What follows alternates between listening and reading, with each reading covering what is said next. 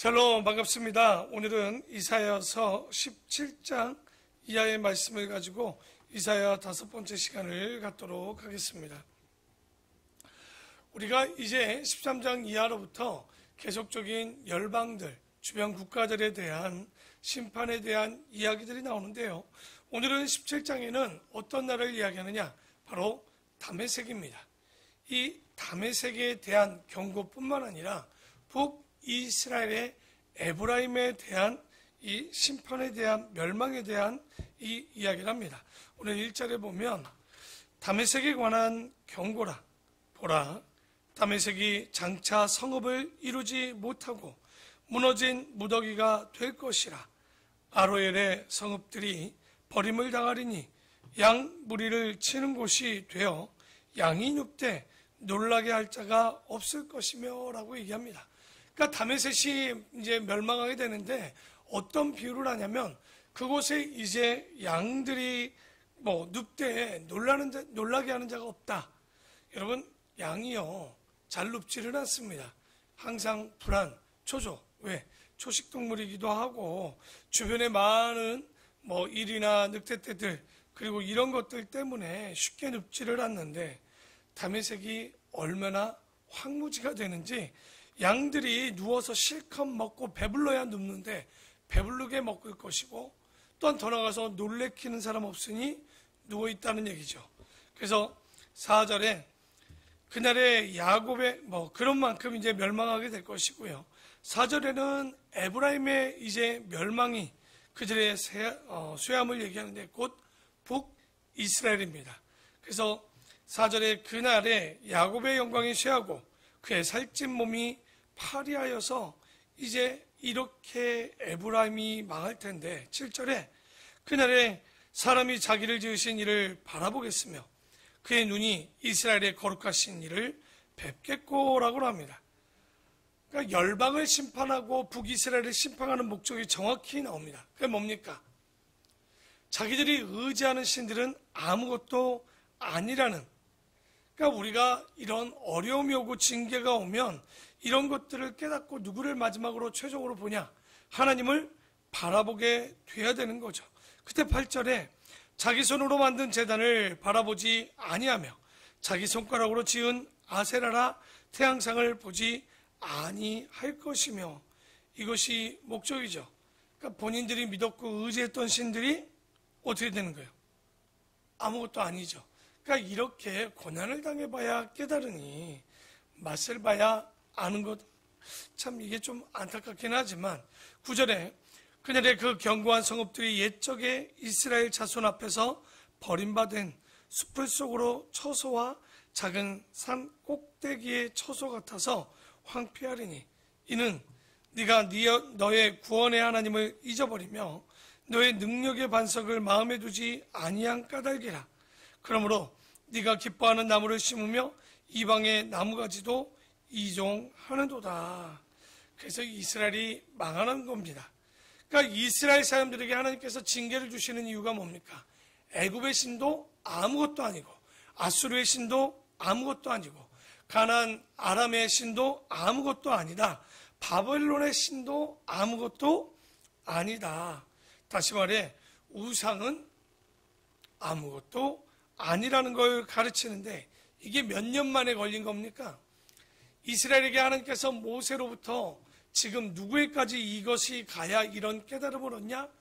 다니엘입니다. 그러면 대략 900년이 지나서 유대인들에게 지금 가르쳐 주는 게 뭐냐? 세상의 모든 신들은 아무것도 아니라는 거. 그러니까 지금으로부터 2500년 전에 이들은 그래도 깨달았던 거죠. 근데 문제는 뭡니까? 지금 한국이나 주변에 있는 나라들이나 많은 열방의 나라들이 아직도 우상이 아무것도 아니라는 것을 잘 깨닫지 못하고 있는 거예요.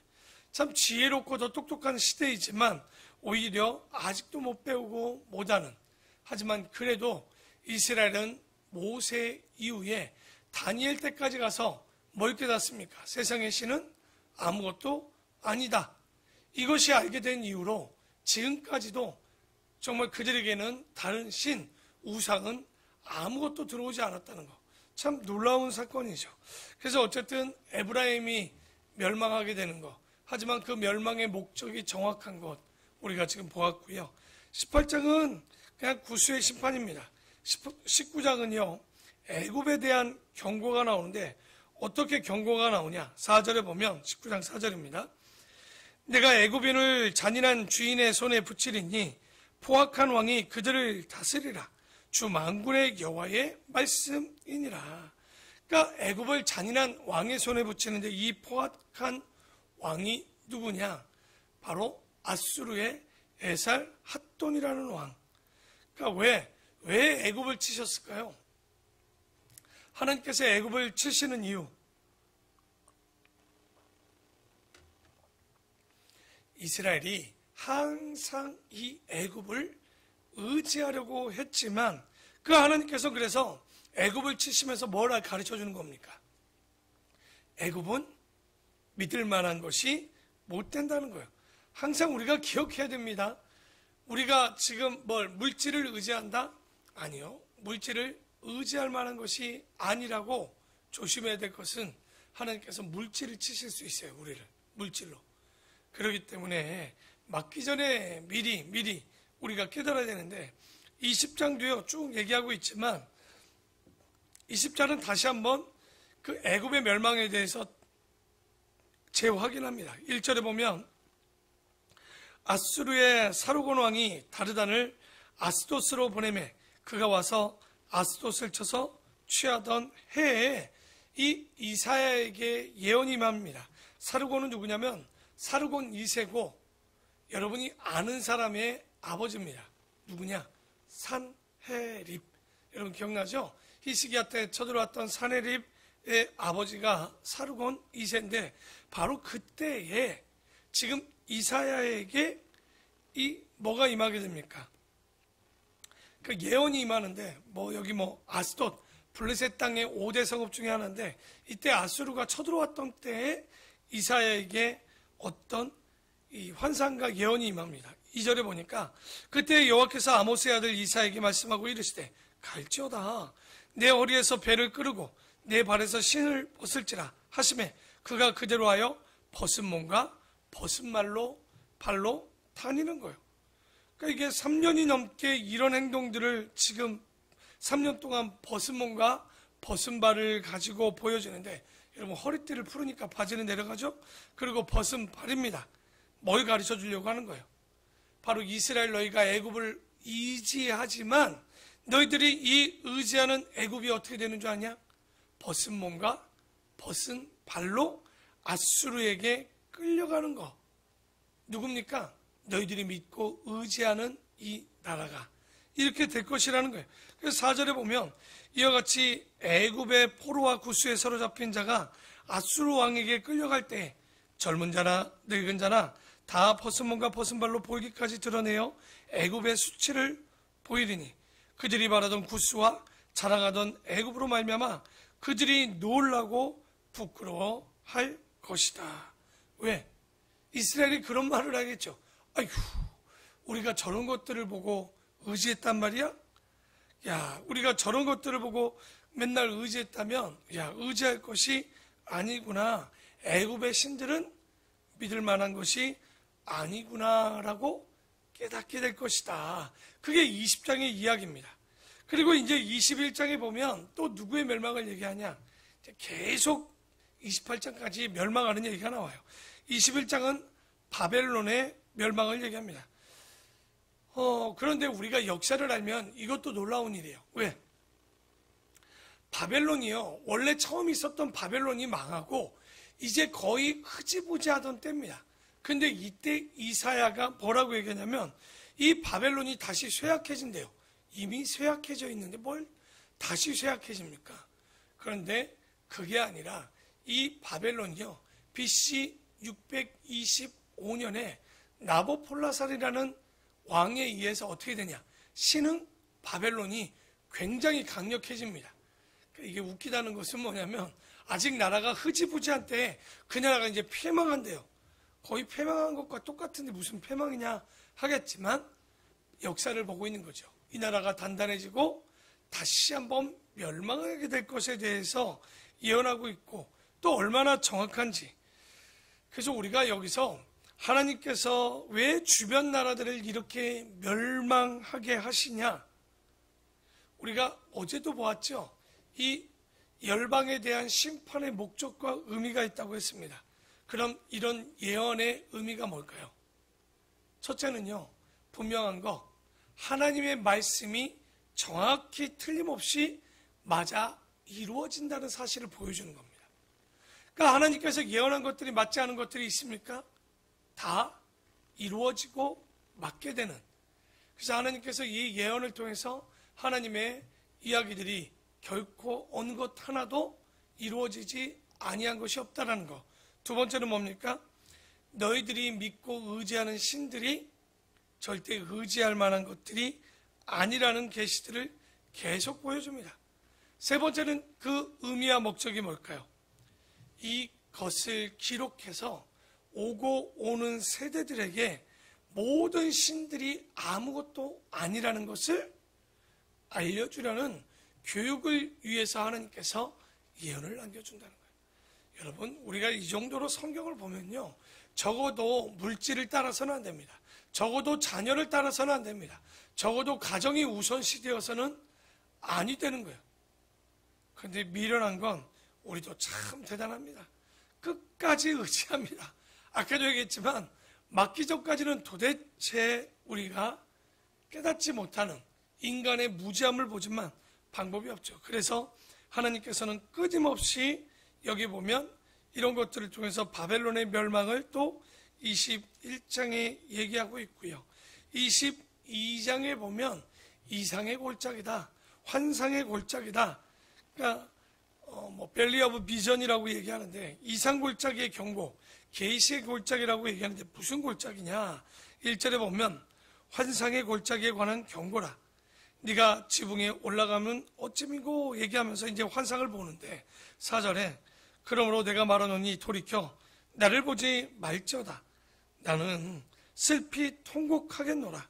내 딸 백성이 패망하였으므로 말미암아 나를 위로하려고 힘쓰지 말라라고 얘기합니다. 이게 뭐냐면 이제 예루살렘이, 이스라엘이 망하게 될 텐데 나한테 위로하려고 하지 말라는 거예요. 하나님 마음이 너무 아프지만 위로하지 말라. 곧 얘기는 뭡니까? 심판하시겠다는 거예요. 아직 심판이 일어나지 않았는데 그 나라들에 대해서 나에게 심판할 때 위로하지 말라는 얘기예요. 분명하게 철저하게 심판하실 것이고 13절에 보면 또 이게 얼마나 인간이 무지한지에 대해서 나옵니다. 우리 한번 13절 다 같이 한번 읽어보겠습니다. 13절입니다. 시작. 너희가 기뻐하며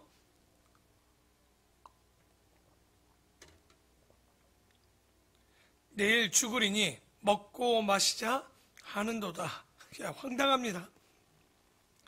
예언자가 그렇게 혹독한 묵시와 예언을 하면요, 어떻게 되는 게 원래 순서입니까? 자기의 죄를 고백하고 회개하고 그리고 주님 앞에 나가야 되는 게 맞는데도 불구하고 사람들의 심리가 어떤가 보십시오. 에라이, 어차피 이래나 저래나 죽는 거 13절 마지막에 뭐라고 합니까? 내일 죽으리니 먹고 마시자라고 얘기합니다. 그러니까 이 이스라엘 백성들이 망하는 이유가 정확하죠.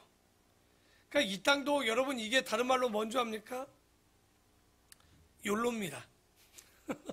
요즘 젊은이들이 얘기하는 거죠. 한 번뿐인 인생, 뭐 다른 고민이 뭐 있냐? 즐기자 즐겨. 잘 보면 정확히 들어맞지 않습니까? 야, 이래나 저래나 죽는 거 마찬가지니까 먹고나 죽자는 얘기입니다. 즐기고나 죽자는 얘기입니다. 참 무서운 얘기죠. 유다 백성들이 이렇게 방자한 삶을 살고 있었던 거예요.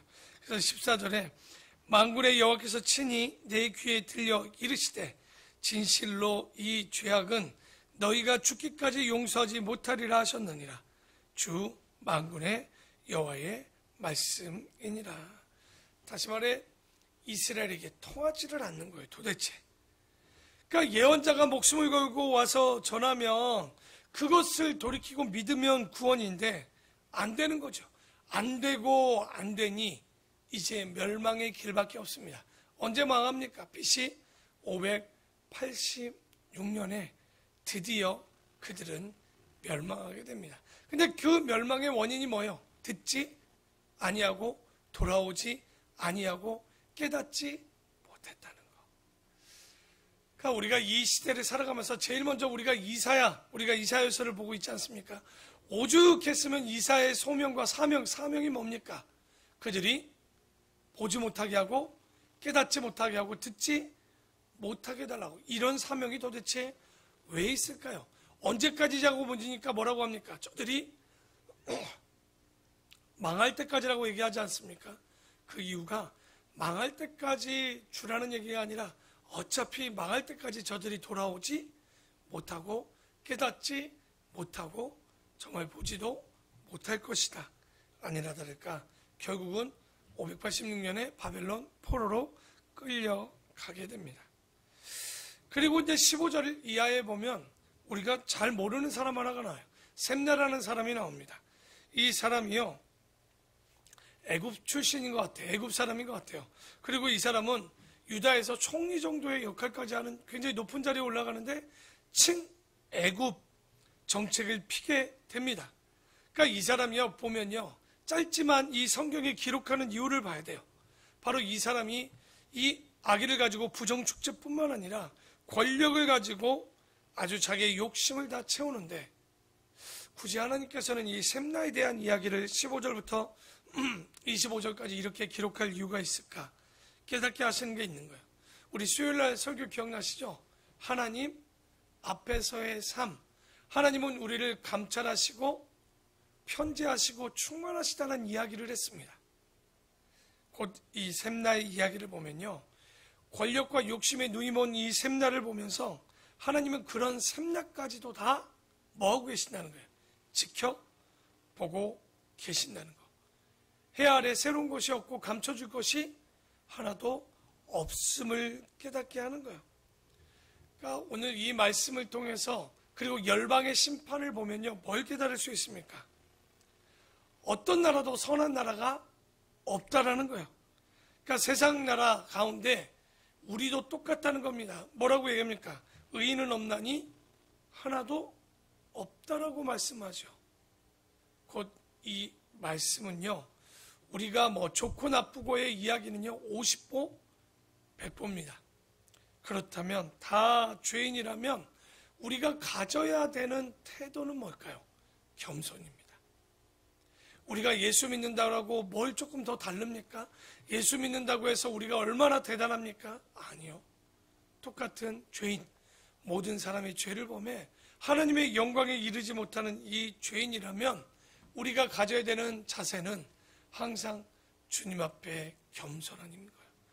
이 못된 것들처럼 어차피 죽을 거 먹고 죽자라는 것이 아니라 오늘 하루 이 한 주간을 마무리하면서 주님 앞에 우리는 겸손함이 없으면 안 되죠. 왜? 열방이 망했던 이유가 뭐였습니까? 거만하고 오만하고 태만했던, 교만했던 그들의 자세들. 그러니까 이거는 열방의 문제가 아니라 이스라엘, 다시 말해서 믿는 우리 또한 하나님 앞에 믿음 안에 있다는 것은 겸손함입니다. 내가 죄인임을 깨닫는 겁니다. 그렇지 않으면 결론은 눈이 멀고 귀가 막히고 마음에 깨닫지 못하는 이런 일들이 우리에게 일어나기에 항상 우리가 좀 어렵지만 이 예언이 이루어진다는 사실을 잊지 마시고 그 예언의 결론은 돌아오라는 거예요.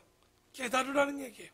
오늘 이 말씀을 붙잡고 다시 한번 우리 마음 가운데 깨닫게 해달라고, 하나님 앞에 돌아오게 해달라고 오늘 이 새벽 우리의 마음을 열게 하시고 또한 반복되는 범죄하지 않도록 우리가 기도해 주시면 감사할 것 같습니다. 항상 주 안에 겸손하는 우리 모든 성도 되기를 축원합니다.